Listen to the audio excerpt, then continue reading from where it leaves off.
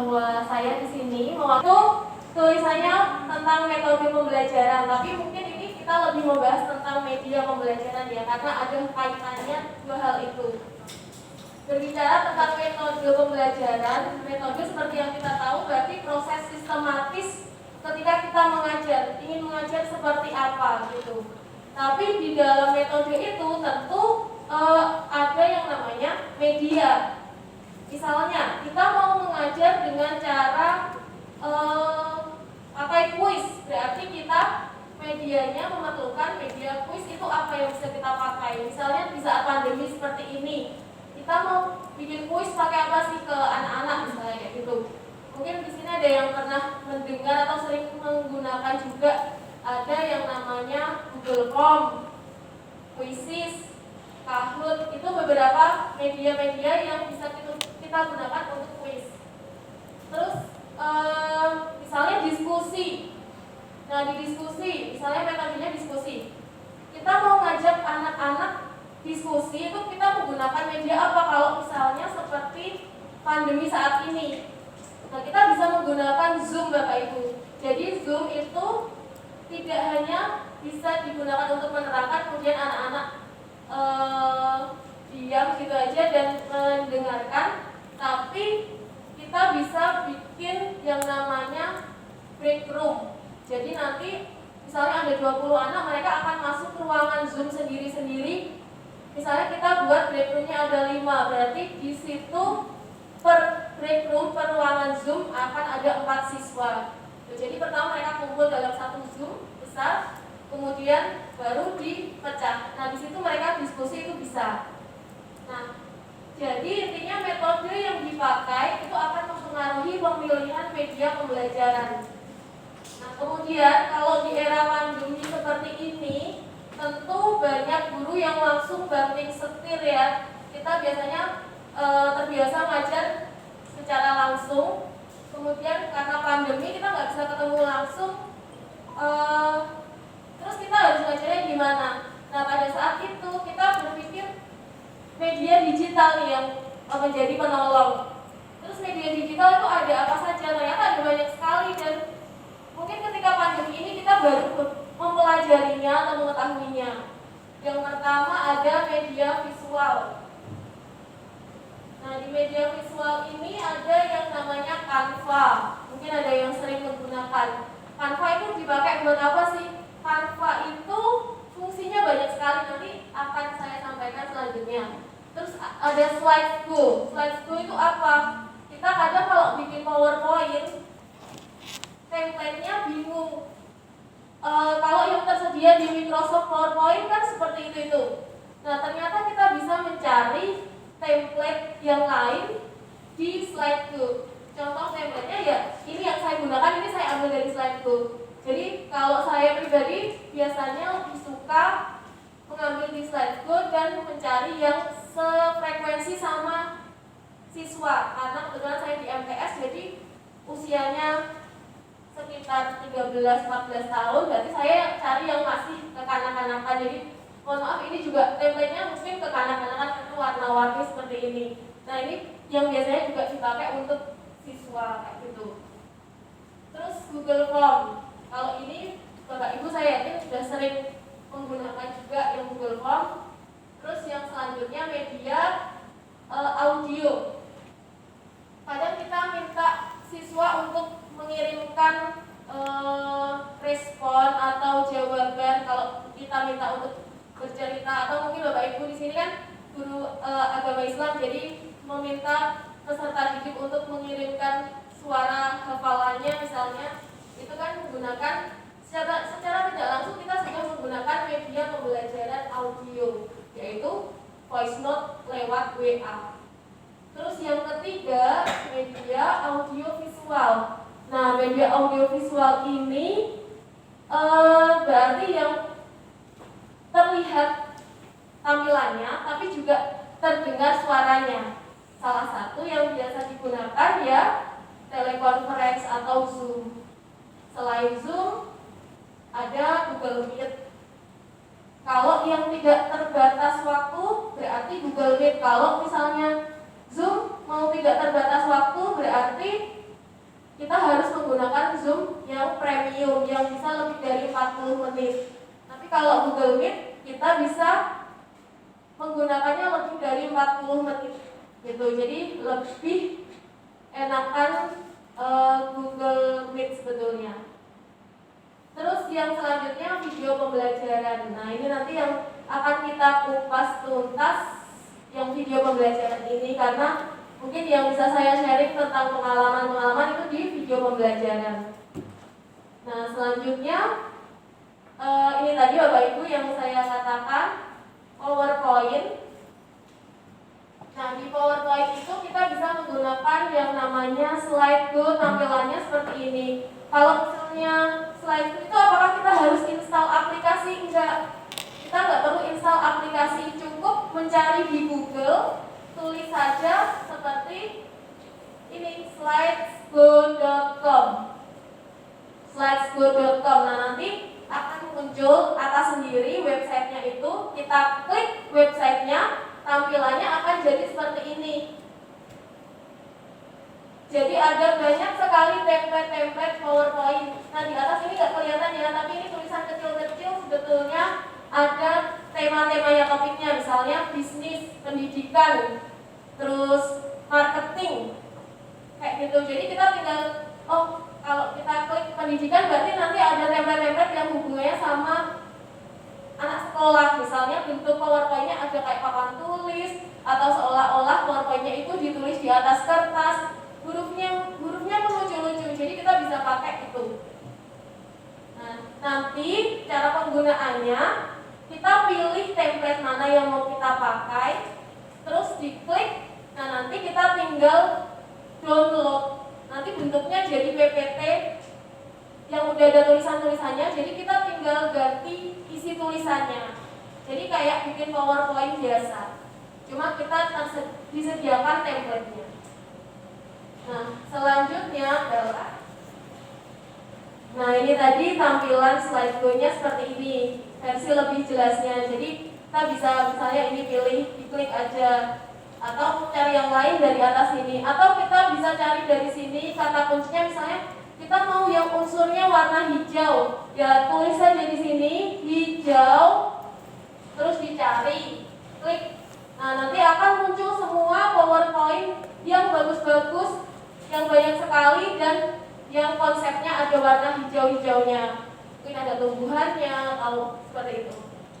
Nah, selanjutnya, selain slide itu kita bisa pakai apa? Kita ada lagi yang namanya Canva. Ini yang mungkin ada yang beberapa sering menggunakan ya. Kalau Canva itu bisa kita pakai untuk PPT, PowerPoint, bisa untuk membuat flyer atau poster. Misal kita mau kasih pengumuman ke para siswa, atau sekarang kan kadang ada kayak kata-kata motivasi, atau Bapak Ibu misalnya mau mengutip sebuah hadis, terus biar menarik, itu tulisannya dikasih background yang menarik kayak gitu ya, kita bisa pakai Canva itu. Atau mau membuat kurikulum vitae, atau mau menyatukan beberapa foto jadi kolase foto, atau membuat sertifikat bahkan, dan sampul buku, itu semua bisa ada di Canva.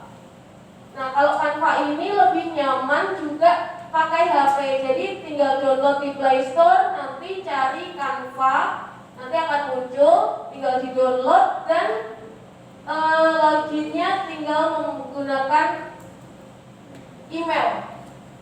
Terus di situ nanti kita bisa memilih mau buat apa. Misalnya sampul buku, berarti tinggal cari saja sampul buku. Nanti akan ada banyak pilihan sampul, terus tinggal diedit-edit dari situ. Nah, sebetulnya ada titipan penjelasan tentang Canva dari Bu Heni. Walaupun Bu Heni tidak dapat hadir di sini, tapi beliau sudah menyiapkan satu video. Sebetulnya ini juga sudah diupload di YouTube. Kalau misalnya nanti saya akan tayangkan, tapi kalau tidak terdengar dengan jelas suaranya, nanti akan Bapak Ibu juga bisa lihat dari YouTube. Itu ada penjelasan dari Bu Heni yang lengkap. mulai dari awal menggunakan Canva itu caranya seperti apa sampai terakhirnya kayak gitu. Ini mungkin akan saya tayangkan dulu, semoga nanti bisa terdengar suaranya. Di YouTube-nya Bu Eni itu ada, nanti bisa dicari misalnya Canva Eni Widayati.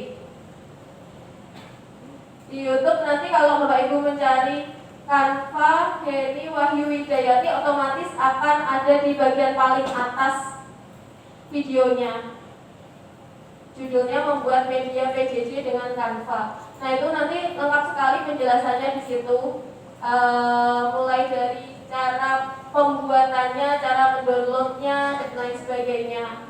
Jadi kalau enaknya di Canva itu praktis dan aplikasinya tidak berat kalau kita install di HP. Misalnya pun kita tidak ingin menginstalnya dan menggunakannya secara online, itu bisa. Terus juga apa yang sudah kita edit, kalau misalnya nih Bapak Ibu baru mengedit dapat 5 menit, terus habis itu ternyata dalam waktu 5 menit itu Bapak Ibu tidak bisa melanjutkan, terus mau diteruskan nanti sore, kita nggak perlu klik save karena itu sudah otomatis tersimpan di cloud, di online-nya sudah langsung otomatis tersimpan walaupun kita tidak menggunakan aplikasi. Kalau kita menggunakan aplikasi ya pasti sudah tersimpan di aplikasinya. Kalau tidak, itu juga sudah tersimpan. 2006 pilih materinya, Bapak Ibu jangan yang terlalu kompleks. Misalnya satu bab, jangan langsung dibuat satu video, tapi dipecah-pecah lagi dalam beberapa hal, dalam beberapa poin. Terus satu poinnya atau beberapa poin itu kita buat dalam satu video. Itu lebih efektif. Jadi kita konsep dulu, oke? Nah, kemudian di dalam pembuatan konsep ini juga perlu kita pikirkan, apakah kita akan membuat video yang hanya menampilkan slide saja? Kan bisa nih, misalnya seperti ini, materi ini saya buat video itu bisa. Jadi tinggal kita rekam layar. Pakai apa rekam layarnya? Sekarang di handphone pun itu sudah ada software bawaan di HP yang kita bisa merekam layar semua yang kita buka di HP. Jadi pergerakan-pergerakan HP akan terbuka. Kalau di HP ini, di HP saya itu di atas. Nanti kalau di Samsung berarti di atas kayak gini itu. Apakah kalau nggak mau pakai voice over gimana? Berarti hanya slide dan background. Nah ini Bapak Ibu sangat hati-hati sekali dalam menggunakan background. Kalau misalnya kita menggunakan background yang dia tidak free copyright alias hak ciptanya tidak dibebaskan, kita bisa kalau misalnya upload di YouTube itu video kita bisa di ban, jadi dilarang tayang. Tuh. Jadi alangkah lebih baiknya ketika kita menggunakan background itu cari yang free copyright. Caranya gimana sih cari yang free copyright? Kalau di YouTube kita cari saja musik free copyright atau background free copyright kayak gitu. Nah dia akan muncul banyak. Nah kita bisa tinggal download. Kalau nggak di situ kita bisa pakai YouTube Library. Jadi cari di Google YouTube Library, perpustakaannya YouTube. Nanti di situ akan banyak sekali musik-musik background. Dan usahakan background itu yang hanya, kalau untuk materi ya, yang hanya musik saja, tanpa ada orang nyanyinya misalnya atau ada ngomongnya, jangan. Kecuali yang ngomong itu terkait sama tampilan slide-nya kayak gitu. Nah, selanjutnya yang bentuknya adalah slide dan narator tampil atau guru tampil. Kadang Bapak Ibu lihat ada video yang ada materi gini, terus di sini ada kecil guru tampil di sini. Nah, itu cara buatnya kayak gimana? Ada beberapa cara. Misalnya ada memang aplikasi yang sudah bisa merekam layar sekaligus merekam kita yang ada di depan laptop. Namanya softwarenya Ice Cream ya. Software Ice Cream itu dia sudah bisa merekam kita dan merekam pergerakan layar. Tapi itu hanya bisa dipakai di laptop ya, jadi tidak bisa di HP. Nah, terus kalau misalnya kualitas laptop, kameranya itu juga mempengaruhi nanti seperti apa jenis tampilan kitanya. Jadi kalau misalnya kameranya bagus, laptopnya berarti tampilannya bagus. Tapi kalau misalnya saya ada laptop, tapi kameranya nggak fungsi, terus gimana? Nah, kita bisa edit. Jadi caranya dengan tadi itu kita merekam layar biasa ini, kita rekam dulu pakai screen recorder. Setelah jadi kita edit di aplikasi editing video, ditambah dengan kita rekaman sendiri ngomong. Nanti yang gambar kita ngomongnya itu ditampilin kecil di sini, diperkecil, ditempelkan. Nah, itu nanti bisa pakai editing video biasa gitu. Terus selanjutnya ada juga yang bentuknya guru tampil ditambah tulisan-tulisan. Terus kalau misalnya kita mau tampil juga tampilnya di mana itu harus ditentukan di awal. Apakah kita tampilnya itu di dalam ruangan atau di luar ruangan. Nah, selanjutnya tadi yang saya katakan bahwa video yang ideal maksimal 10 menit. Nah, lanjut. Ini adalah beberapa peralatan yang bisa kita gunakan untuk membuat video pembelajaran yang ideal. Tapi dari semua ini paling tidak ada 3 ini Bapak Ibu. Jadi kita tidak membuat video dengan cara selfie ya. Jadi dipegang kameranya terus kita ngomong seperti itu. Usahakan jangan seperti itu. Tapi pakai tripod. Kalau tidak ada tripod berarti diletakkan aja ada penyangganya di belakang. Gitu. Terus ini sangat pengaruh sekali. Clip on. Dulu awal saya membuat video pembelajaran sebelum punya clip on, itu suaranya sangat bising sekali. Jadi kalau kita bikin video di luar ruangan, ada angin, ada apa, itu terdengar. Ada orang lari-lari, ada orang ngobrol, terdengar. Tapi kalau ada clip on, dia bisa menyaring suara sehingga yang masuk hanya suara orang yang ngomong. Nah, bentuk clip on itu seperti ini, saya bawa.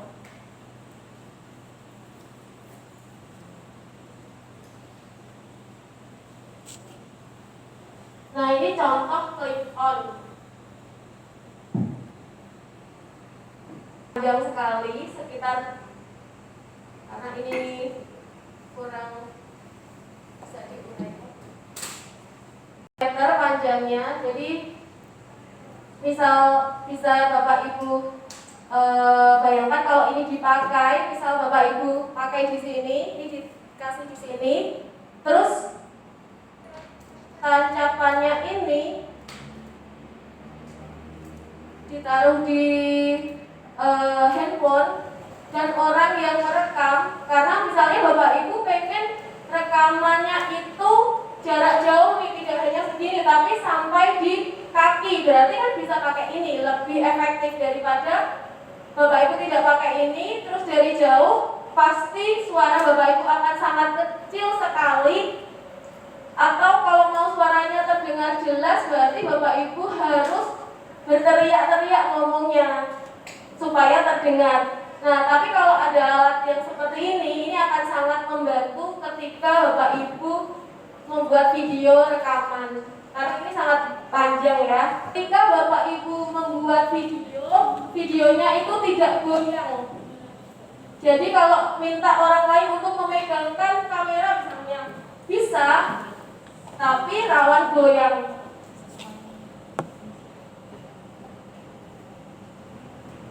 Misalnya yang ada di sini, ini, yang ini ya, ini tuh namanya stabilizer. Jadi stabilizer itu digunakan supaya ketika kamera itu gerak, kan sekarang kayak biasanya ada tuh video-video sinematik. Jadi ini misalnya kita mau merekam situasi kayak gini, terus kita kameranya mau seperti ini. Sebelum tag itu harus sudah memikirkan kita nanti akan berada di sebelah mana sih waktu ngomong. Misalnya nih ya Bapak Ibu, kita pengen teksnya ada di kanan, berarti kita beradanya di kiri. Kalau kan space atau tempat di sebelah kanan supaya nanti bisa ada teksnya. Atau kalau kita mau ada di sebelah kiri, berarti teksnya di kanan.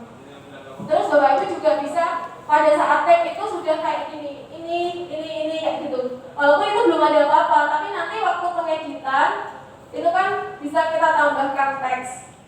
Dan usahakan background belakang itu jangan terlalu banyak ornamen, sehingga kalau ditambah teks tidak terlalu memusingkan. Nah, pada saat tag video, kalau outdoor di luar ruangan, usahakan sangat pagi, jam 7-an sekitar itu, atau kurang dari jam 7, jam 6 atau setengah 7. Kalau lebih siang dari itu, apalagi jam 11, nanti gambar yang dihasilkan nge-flare. Nge-flare itu apa? Kayak cahayanya itu akan sangat terang, terus warna-warnanya menjadi kayak lebih ke putih. Jadi warna kulitnya, warna saya di luar ada daun atau apa, itu nanti ada kayak cahaya-cahaya di atasnya, kurang bagus. Jadi yang bagus itu kalau misalnya semakin pagi itu semakin bagus. Nah, terus yang ini tadi sudah jarak ujung. Nah, ini Bapak Ibu, kadang kita kurang teliti dalam hal ini ya. Kalau misalnya kita membuat video, rekam misalnya, nah posisinya orang yang merekam itu harus sudah, atau Bapak Ibu kalau mau pakai tripod, nanti kan bisa diteliti dulu sebelum direkam. Jarak ini misalnya paling atas itu harus ada sekitar 1 kilan segini. Nah ini jarak, jadi jangan terlalu banyak tapi juga jangan lepas segini.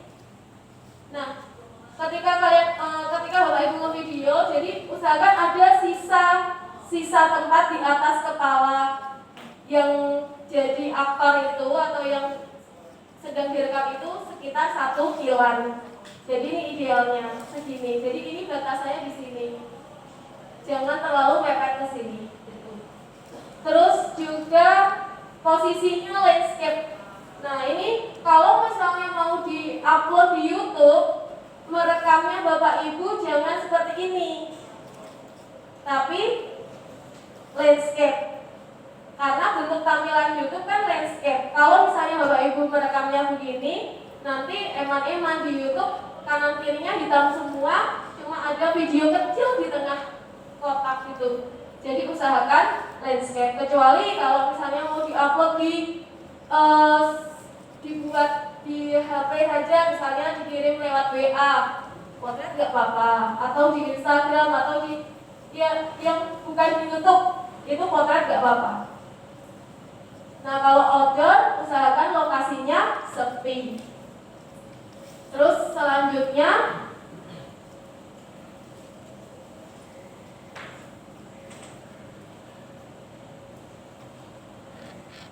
nah ini editing. Bapak Ibu di sini adakah yang sudah pernah mengedit video? Dereng? Sudah. Oh, soal editing nih. Jadi editing itu bisa kita gunakan di laptop, bisa di HP. Kalau di laptop yang sering saya pakai itu namanya Filmora. Ini lumayan banyak toolsnya. Jadi kita mau bikin video dipercepat atau ditambah efek-efek, itu banyak sekali efek-efek bawaannya. Itu namanya Filmora. Digitalnya di laptop. Kalau di HP namanya ada juga Filmora Go, versi lebih ringan. ya, tapi tidak selengkap kalau di laptop. Nah, kalau di yang biasa digunakan sama orang yang pembuatan film misalnya, pembuatan film, bahkan film di luar itu mereka menggunakan Adobe Premiere ditambah After Effects. Ini versi lebih berat. Kalau di laptop saya nggak kuat, jadi nggak pernah pakai itu. Jadi pakainya Filmora. Terus kalau di HP ada yang namanya VN. Terus seperti yang tadi sudah digunakan, ada yang menggunakan KineMaster, ada Power Director. Ini lumayan ringan semua kalau diinstal di HP dan mudah penggunaannya. Tutorialnya banyak sekali Bapak Ibu, di YouTube ada. Di buku ini kebetulan juga ada yang dijelaskan yang tentang KineMaster dan Filmora. Terus intinya tapi dalam editing video yang perlu diperhatikan itu tadi backsoundnya yang free copyright atau malah bisa menggunakan backsound bawaan di aplikasinya itu biasanya udah ada. Tapi kalau misalnya takut nih pakai bawaan di aplikasi nanti banyak yang nyamain, nanti bisa cari di YouTube tadi itu yang free copyright atau bebas copyright. Nah, kemudian dalam menampilkan nih Bapak Ibu, menampilkan video itu kita kan biasanya mengunggah di YouTube. Tapi misalnya nih ada yang pengennya video saya tidak ingin di-upload di YouTube, nanti banyak orang yang lihat video saya gitu kan. Tapi saya pengennya di-upload di YouTube cuma yang lihat nanti murid-murid saya. Bisa tidak kira-kira ya? Bisa. Kalau biar kita nyari di YouTube, tapi misalnya nih mau cari videonya Agus Pangestuti gitu, terus nggak ketemu, padahal sebenarnya kita upload di YouTube bisa ya. Nah itu caranya dengan apa? Ada yang tahu mungkin? Dengan di private, betul. Bisa, jadi ada 3 pilihan kalau di YouTube. Ada di publik, jadi waktu kita upload udah sampai tahap terakhir itu ada publik, ada private, ada unlisted. Atau unlisted itu terbatas. Nah, kalau misalnya kita pengen semua orang bisa lihat, jadi cari di YouTube, misalnya cari Ageng Pangestuti, langsung muncul video-video saya. Nah, itu berarti yang publik.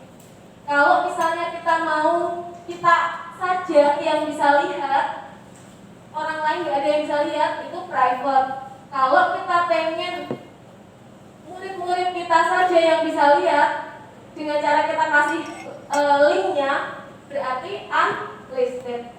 Nah, yang ini juga Pak Ibu bisa melihat tutorialnya di YouTube banyak, dan juga kalau di buku ini itu ada 13 hal yang dibahas Bapak Ibu.